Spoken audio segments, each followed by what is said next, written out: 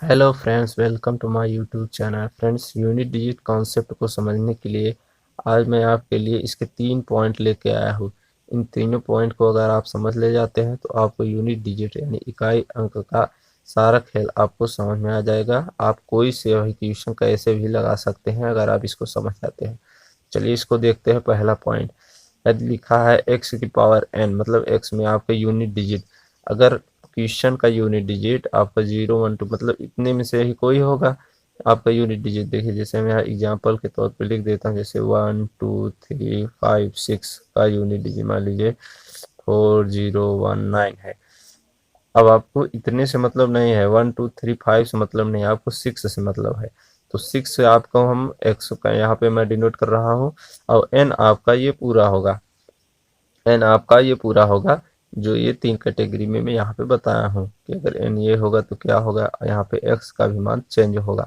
ठीक, तो इससे आप समझ लीजिए इसको मैंने इस संख्या को एक्स माना है, मतलब होता ही है। इस संख्या को आपको फोकस करना है। अगर इसका यूनिट डिजिट 6 है तो यहाँ पे एक्स की वैल्यू अगर चेंज होगी तो यहाँ पे ये लिखा गया है, इसको आप समझ सकते हैं। अब देखिए एक्स की पावर एन जो कि ऐसी संख्या होगी आपको, यदि एक्स मतलब कि आपका इकाई का अंक 0156, देखिए इतना ही होगा यूनिट डिजिट। इसमें से अगर 0156 आ जाए तो एन कुछ भी हो, मतलब ये कुछ भी हो, जैसे यहाँ पे 6 है ना, तो ये कुछ भी हो उसका इकाई का अंक जो है वो 6 ही रहेगा, मतलब यही रहेगा 0156।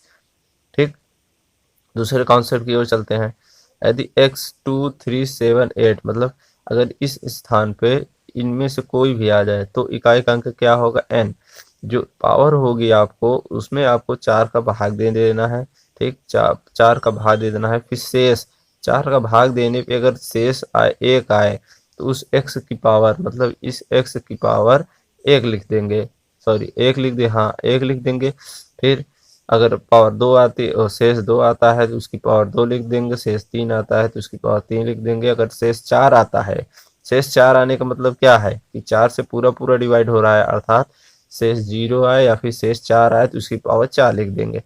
ठीक, अब देखिए एक चीज और समझ लीजिए, यहाँ पे 4 से ही भाग क्यों दिया है, क्योंकि देखिए जब हम किसी भी अगर 2 3 7 8 का हम 4 बार गुणा करते हैं, मतलब 4 जैसे स्क्वायर निकाले फिर क्यूब निकाले, ऐसे 4 बार अगर हम गुणा करते हैं उसी संख्या का तो वो संख्या दोबारा रिपीट हो रही है। जैसे मैं यहाँ 2 का एग्जाम्पल देके आपको बता देता हूँ, जैसे 2 की पावर 1, फिर 4 आया, 2 का स्क्वायर, 2 का क्यूब 8, 2 की पावर 4 16, फिर 2 की पावर 5 32 हो गया। अब देखिए 1 2 3 4, 4 के बाद देखिए फिर से 2 रिपीट होने लगा ना। फिर से देखिए यहाँ से 1 2 3 4, यहाँ से भी 4 के बाद फिर से 4 आने लगा। यूनिट डिजिट की बात हो रही है यहाँ पे। 4 यहाँ फिर से आ गया।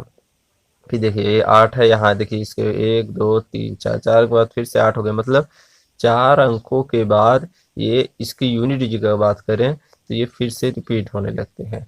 ठीक, फिर से रिपीट होने लगती है और 4 अंक के बाद इसकी पावर 4 क्यों लिखें, क्योंकि ये मतलब जो शेष बचता है उसी की पावर हम लिखते हैं। वैसे तो यहाँ भाग पूरा पूरा चला गया था, 4 शेष था इसलिए भाग पूरा पूरा चला गया, इसलिए इसकी पावर 4 लिखें। 3 शेष रहेगा तो पावर 3 लिखेंगे, और 2 शेष रहेगा 2, और 1 शेष रहेगा तो 1। इसका एक एग्जाम्पल्स मैं आपको समझा ही देता हूँ।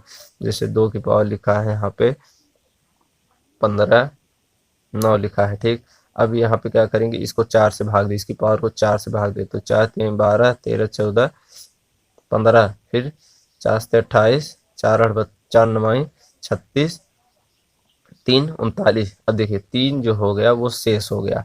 3 जब शेष हो गया तो हम यहाँ पे क्या लिखे, इसकी यूनिट डिजिट कैसे करेंगे, जैसे 2 की पावर 3 है ना, 8 आ जाएगा। ठीक, यूनिट डिजिट इसकी क्या आ जाएगी, 8 आ जाएगी। अब देखिए इधर कुछ भी हो, कोई भी संख्या, उससे आपको मतलब नहीं है, आपको इसके यूनिट डिजिट से मतलब है, क्योंकि यूनिट डिजिट हमेशा यूनिट डिजिट से ही निकलता है।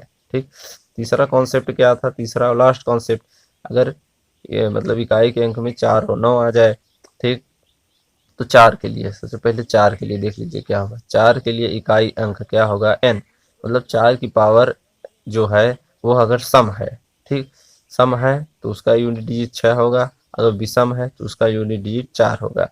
9 के लिए देखिए, अगर सम है तो उसका यूनिट डिजिट 1 होगा, और विषम है तो उसका यूनिट डिजिट 1 होगा। अब 9 होगा। अब देखिए इसको आप याद कैसे कर सकते हैं।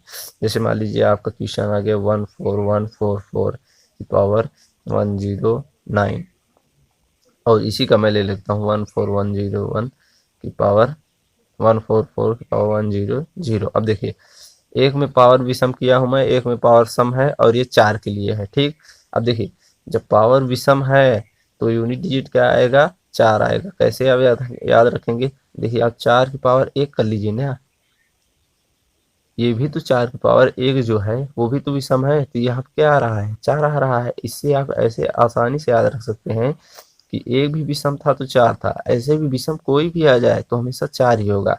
अब देखिए यहाँ पे क्या है, सम है। अच्छा, 4 की पावर 2 कर लीजिए, यहाँ जो पावर 2 है ये भी तो सम है, तो यहाँ पे यूनिट डिजिट क्या आ रहा है, 6 आ रहा है 16 का। तो ये भी तो सम है, 100 भी सम है, तो इसका भी क्या होगा, 6 ही होगा।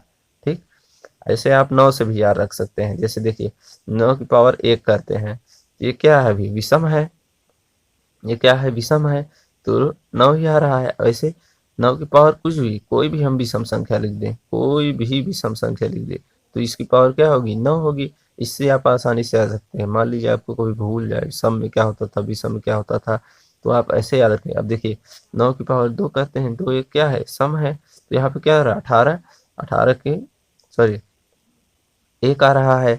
ठीक, 1 आ रहा है, तो ये सम में 1 आ रहा है, तो कोई भी सम संख्या आ जाए तो इसकी पावर क्या हो जाएगी, चाहे इतनी बड़ी संख्या हो। इधर भी हम बढ़ा लेते हैं, इससे आपको मतलब नहीं है तीनों से, आपको इससे मतलब है। तो ये सम संख्या है, तो आपको तुरंत याद रख रहा है, हाँ 9 9 81, 81 होता था, तो 81 होता था, 81 के 1 मतलब वो सम था, तो ये भी सम है तो 1।